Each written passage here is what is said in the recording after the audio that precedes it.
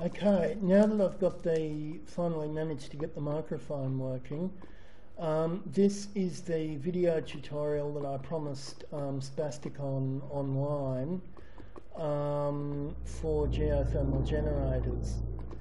Now, the first type of geotherm that I'm going to show you is the one that's here. It's extremely basic, but I'm going to build this one first, and I'll show you how to build this one. And from there I'll go up to an intermediate and to a more advanced design.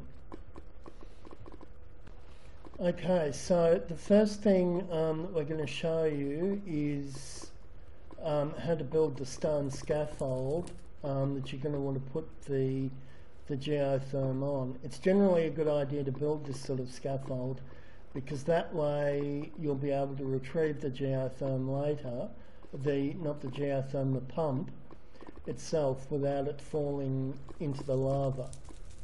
So, yep, I've still got myself some stone here.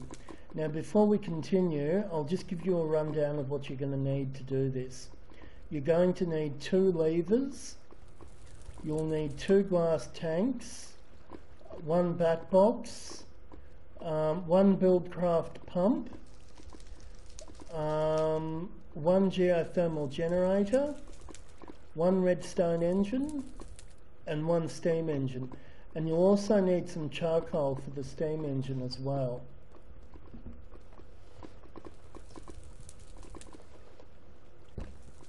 Okay, so let's get into it. Whoops.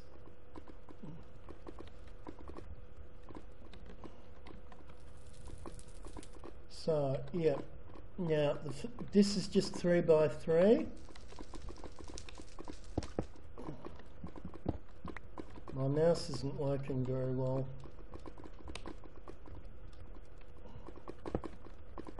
Which is really annoying me.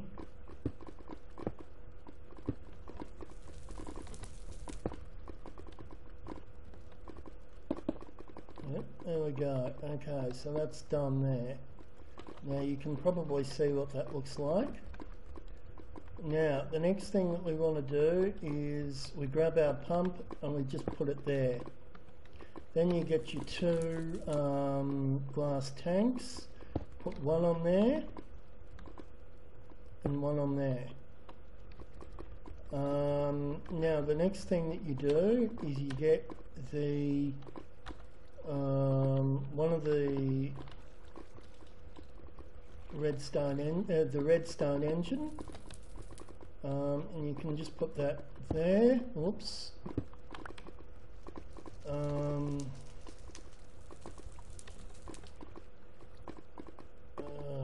did I get that up there? Oh no, that's right. No, there's one thing actually that I forgot. First you've got to put down the geotherm itself, and just put that there. The other thing that I forgot is that you're going to need 1 wooden waterproof pipe as well from BuildCraft. I always forget one of these things for some reason. But yeah, here's the single wooden waterproof pipe. So then what you do is you just put that there, and you'll also need to take a wrench and just right click that, and that'll make the lava flow from the tank directly into the geotherm. Now if you get your redstone engine back and just click on there, and then we've got our steam engine, and we just throw that there like that. Then you get 2 of your levers, and you put 1 lever there and the other lever there, and then you can just get your bat box. Now if you put this down with it facing you against the geotherm like this, it'll start filling up with power when you turn it on. Now the first thing I'm going to do is use this pump, the steam engine, to run the pump up to fill up these 2 tanks. So I've just put some coal in, and then I just hit the switch.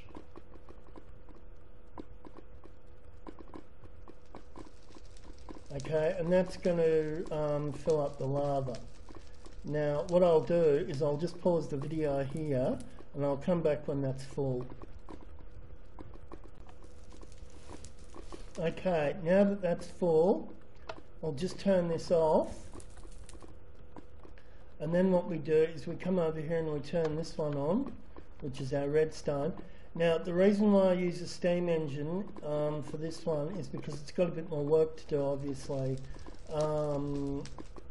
moving this lava all the way up into the tanks. I've seen some really disastrous engine setups in some YouTube videos for this, people using 4 redstone engines. It's a lot cheaper and much more compact, as you can see, to basically just use one steam engine. It's the same recipe for a single redstone engine. The only difference is you use stone gears and 3 cobblestone.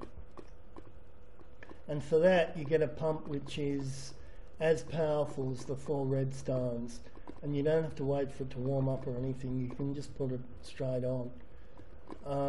And this, as you can see, is causing our bat box to start to fill up. Our bat box is very nearly full already, and it's also filling up the internal capacitor, the internal tank of the geotherm as well. Okay, so that should be demonstrated for you. I'll just wait until this fills up. Oh no, well, I don't even really need to do that. I mean, you get the idea. Okay, so this is just our basic geotherm, right? It's very simple, it's very compact, it doesn't need a lot of stuff to build, and you should be able to do this sort of fairly soon after you get started. I mean, you are going to have to go on one initial mining run, yes, because this will take quite a lot of iron. You need iron for the BuildCraft pump in particular. But yeah, it's not really that hard to set up to build.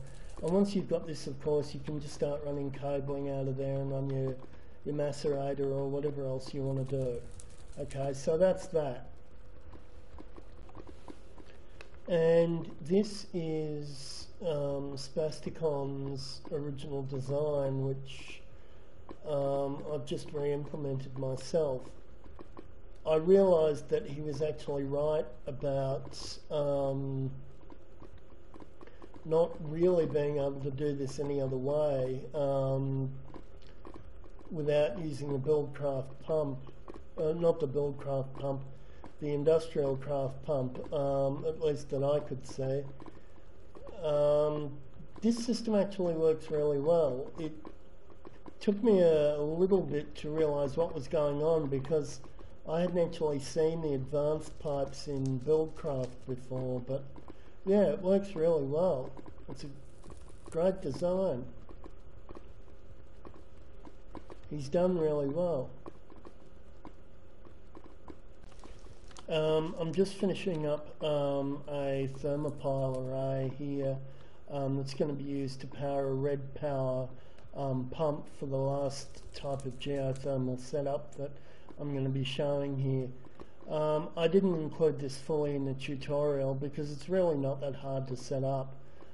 This is going to be an 8-node array because the RedPower pump does need quite a lot of power. All you've really got to do is just put the lava down under the thermopiles and then just put water around them. I don't know whether I mentioned it, but Shadowdragn has done a fantastic tutorial, very quick one, but a great one, on how to set up thermopiles. So you can just Google that and check that out, but it is pretty straightforward. Before I go on and put the pump in, I just thought I'd give you a look at the completed thermopile array here. As I said, this is an 8-node array, and look, I've probably got massively excessive wiring here, but I just like doing it like that for some reason. I've also put 3 battery boxes in. Again, I'm not sure why I do that. I just like to I guess, have more than one charged up. You know, I figure redundancy is good. Okay, so the batteries have charged up a little bit now, and I'm going to start putting the pump in. In order to do that, there are these things called grates that you've got to put in. Now, you've got to put one of these at the point, at an input and an output point. You've got to put one of them at the point where you're trying to drag the lava up from, and you've got to put another one at the point that you want to send it into. So I'll just I'll set that up and then I'll be back. Okay. Sorry, so I've got the pump set up and I've got the grate here and there, and I've got it wired up, as you can see. I'm just going to build the scaffolding around the grate and the chamber that the IndustrialCraft pump is going to go above. So I'll be back in just a minute. Okay, so I've got the IndustrialCraft pump and I'm just going to put that over the grate here. Now what's going to happen with this is the lava is going to come in here, it's going to get pulled up into the pump there, and it will go into an IndustrialCraft Geothermal Generator, which I'll be putting next to, right next to it. So this is, as you can see, a much easier way of getting the lava out. You can also just fill up empty cells directly by just putting them in here as well. The one problem with this setup, however, is that it's very expensive in resource terms. You'll have to have a look at the recipe, the crafting recipe for the pump. I'm just getting stuff in with NEI for the purposes of demonstrating this, but if you have a look at the recipe, you'll see that it is very, very expensive. Yeah, so anyway, I'll just get the geothermal generator and some of the other stuff put in. Okay, now I'm just about to start up the pump. Now, something a bit strange here, I've got to put in a rechargeable battery just to initially get it going. Once it's going, it'll feed from directly from power from the geothermal, so it won't run from the battery anymore.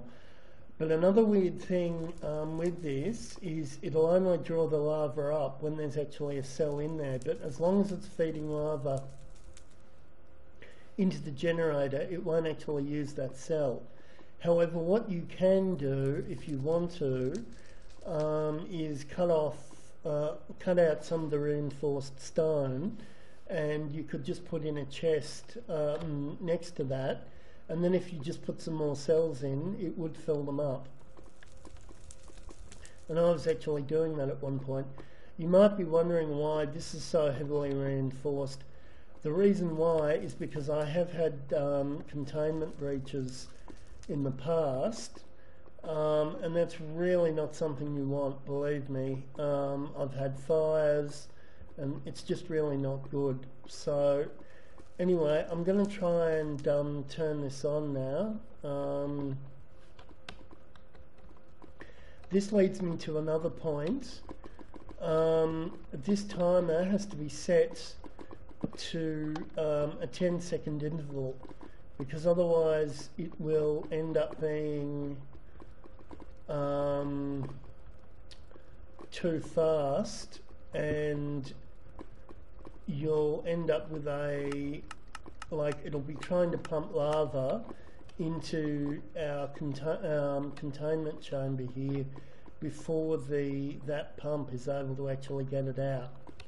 So anyway, I'm going to turn this on now and see what happens.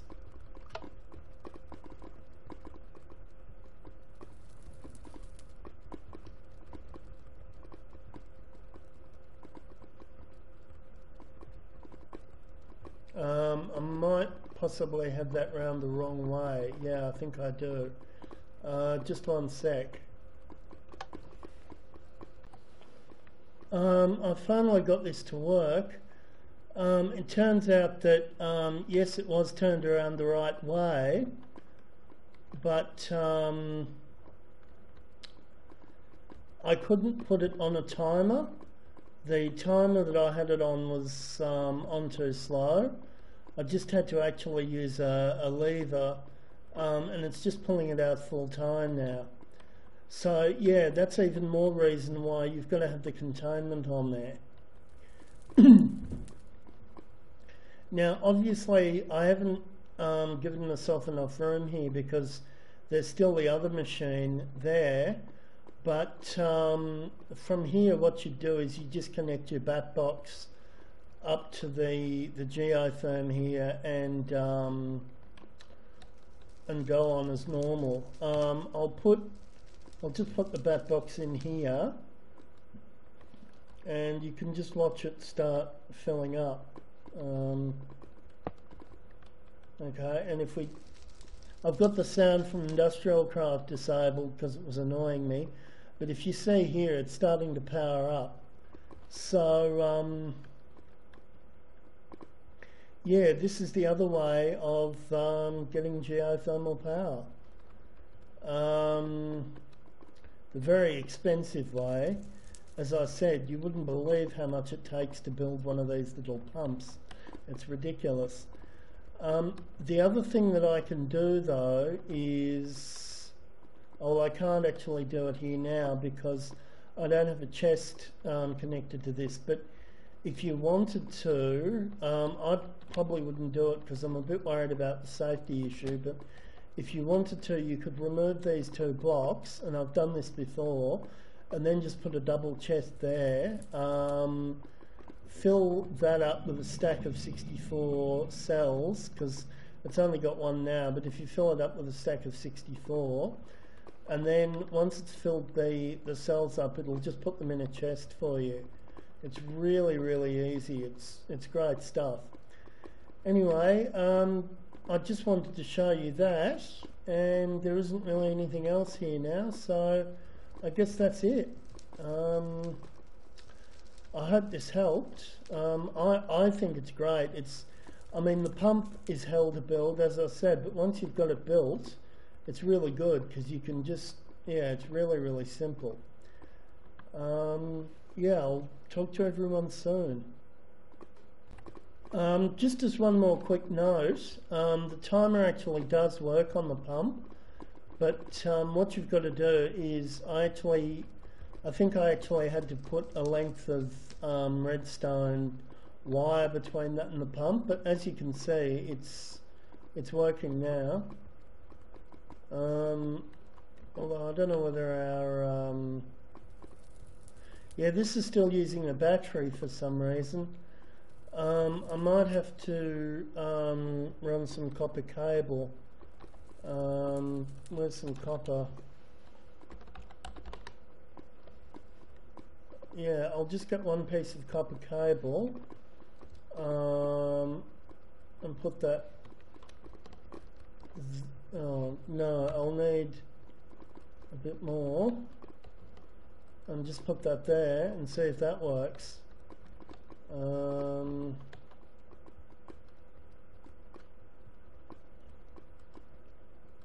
Oh wait a minute, it filled up the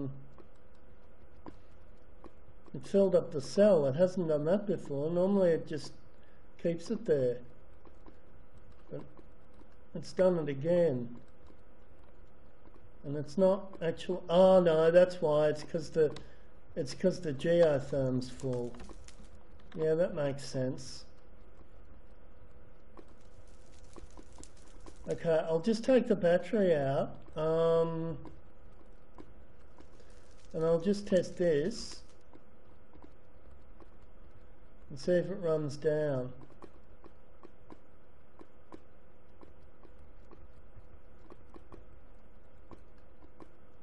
Okay, so it looks as though it's being powered by the geotherm now.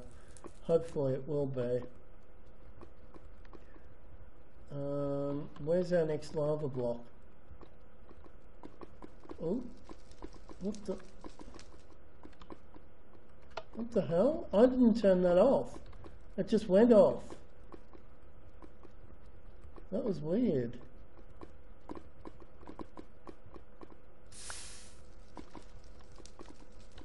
Okay, well,